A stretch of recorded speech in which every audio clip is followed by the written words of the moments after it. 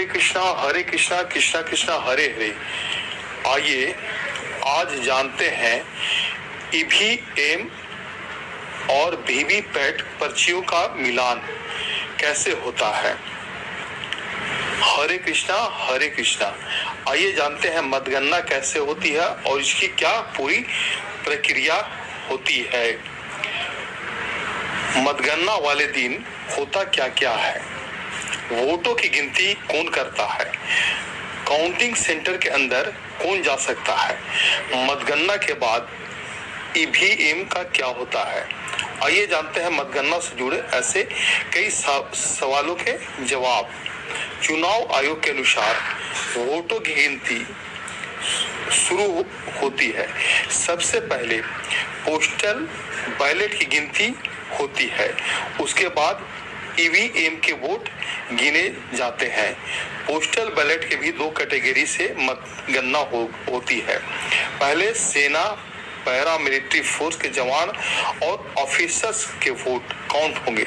इसके बाद second category में चुनाव ड्यूटी कर रहे कर्मचारी, अधिकारियों और सुरक्षा कर्मियों के पोस्टल बैलेट काउंट होंगे। कौन शुरू करता है डाक मतपत्रों की गिनती। चुनाव संचालन नियम 1961 के नियम 54A के तहत चुनाव संचालन नियम 1961 के नियम 54A के तहत डाक मतपत्रों की गिनती सबसे पहले रिटर्निंग ऑफिसर RO के टेबल पर शुरू की जाएगी।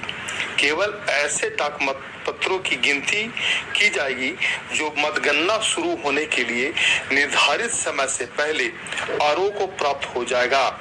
डाक मतपत्रों की गिनती शुरू होने के 30 मिनट बाद ईवीएम से मतों की गिनती शुरू होती है। 30 मिनट के बाद ईवीएम से मतों की गिनती शुरू होती है।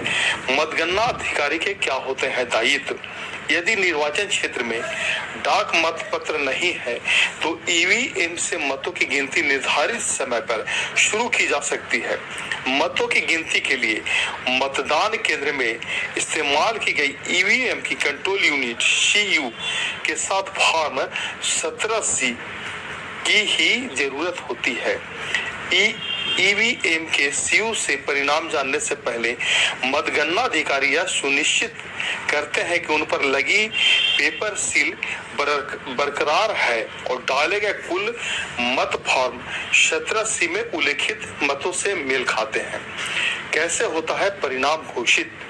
कंट्रोल यूनिट का परिणाम मतगणना पर्यवेक्षक, माइक्रो ऑब्जर्वर और उम्मीदवारों के मतगणना एजेंटों को दिखाने के बाद फॉर्म 17C के भाग 2 में नोट किया जाएगा।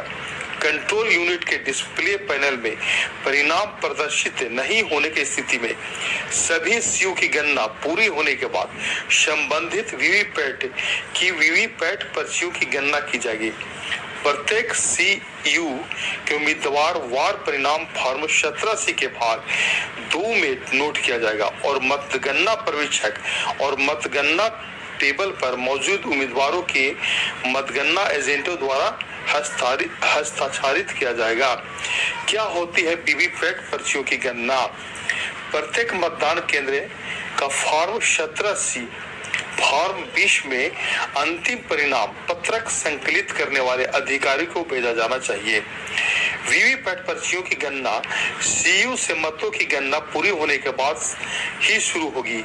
प्रत्येक विधानसभा क्षेत्र, संसदीय क्षेत्र के प्रत्येक विधानसभा क्षेत्र में यादृच्छिक रूप से चयनित 5 मतदान केंद्रों की वीवीपैट पर्चियों का अनिवार्य सत्यापन मतगणना पूरी होने के बाद ही किया जाएगा।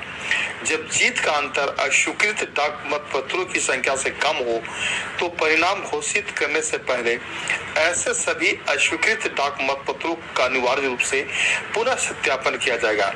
यदि 2 उम्मीदवारों को समान संख्या में सर्वाधिक मत प्राप्त होते हैं तो परिणाम लॉटरी द्वारा घोषित होता है। हरे कृष्णा।